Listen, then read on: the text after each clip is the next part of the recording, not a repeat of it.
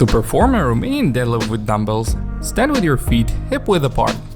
Squeeze your shoulder blades together and make sure your spine is in a neutral position.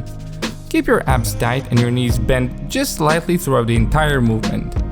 From here, start pushing your butt back to the wall behind you, keeping your back nice and flat and your chin tucked.